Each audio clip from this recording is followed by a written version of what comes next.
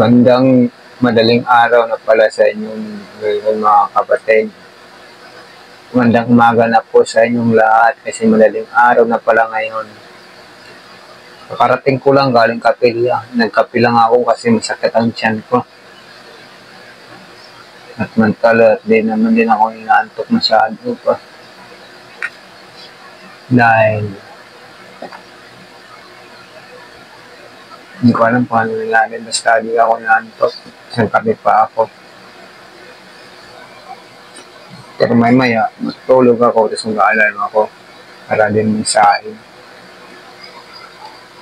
Lumaya mga bandang alas 5. Kahit lip lang ako, kahit lang mga 1 oras, 2 oras, okay na yun sa akin.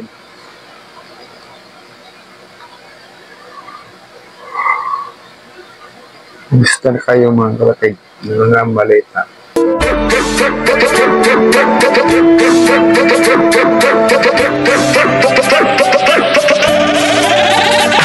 Nagtitipong na ang puso ko, ako'y kinaano. Wala na akong pakita ng dahil papapit pa ng kamay. Kahit mainit malam, basta napasundan. Diri-diretso na ang puno kahit bumaranda. Wala lang alam ko naman na magkikita pa naman tayong dalawa sa may taguan. Tayo lang ang may alam. Parang kamama kahit minsan ako'y iyong mahal. Subalit nagising na lang ako na meron na sumasakot. Ang pa rin ang isip ko kasama bakit mo kahit sinasampal nila ako nakita pa.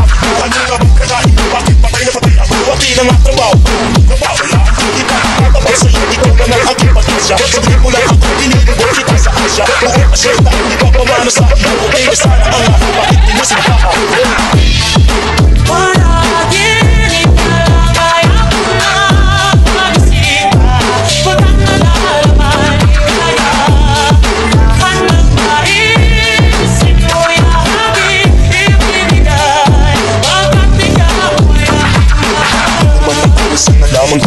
Pagkatapos naman patuloy ang mamahali. Huwag mo naman palang mas nagtabi. Ito nang di malinaw. Paliwanag mo nang mabuti pero wag mo isip. Huwag ang nangyari ang ating inaasal. Kahit may kusok-sabot at least di na mamihirap. Kaya kabunin ko na may kuwag ng mapatamis na panaginip. Tuluan ang paghina ang puso'y di naman hilig. Pinakastig ko pa nga ang pako na may tuwang-tuwa. Mamaya na lahat na tayo magkita mga kapatid. Naibit mo na ako kahit ng mga 1 oras o 2 oras.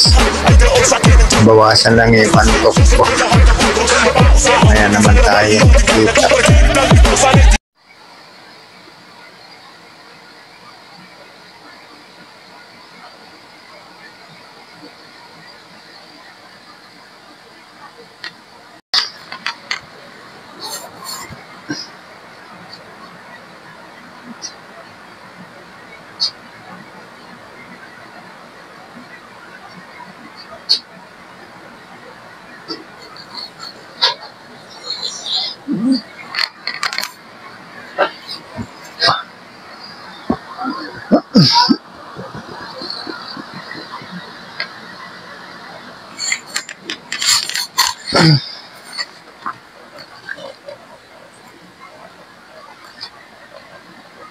Morning po.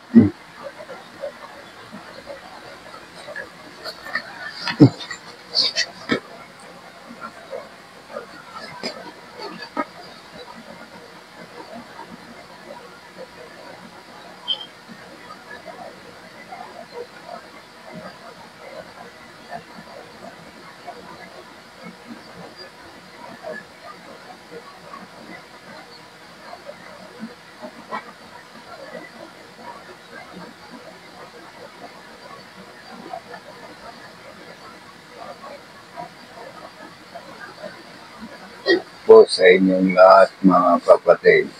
Kagigising ko lang. Precise na ako nagising. Kanina, laon na ako lumating. Simpuyat pa. Okay lang. Bawi na lang akong tulog mamaya. Pagdating ko mga alas 4.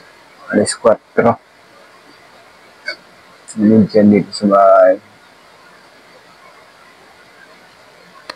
Inaantok pa talaga ako.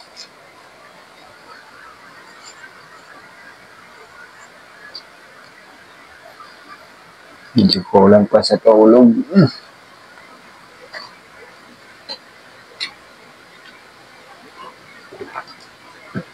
Masakit pang pati ulo.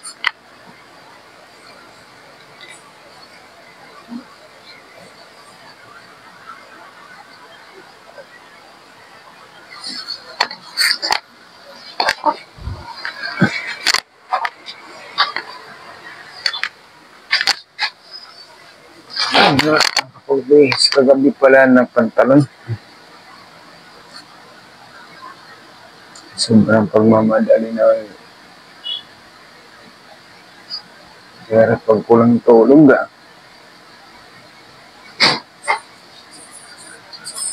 taas na ang trabaho.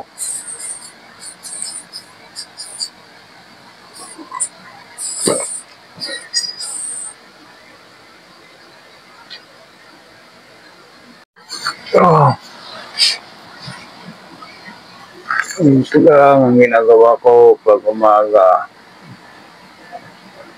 Maghihintay na naman sa tamang oras.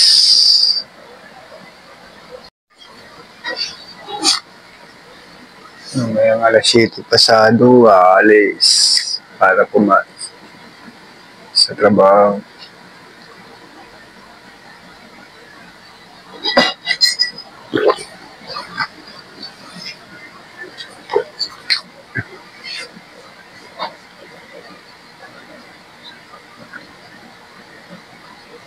Wala na akong budget.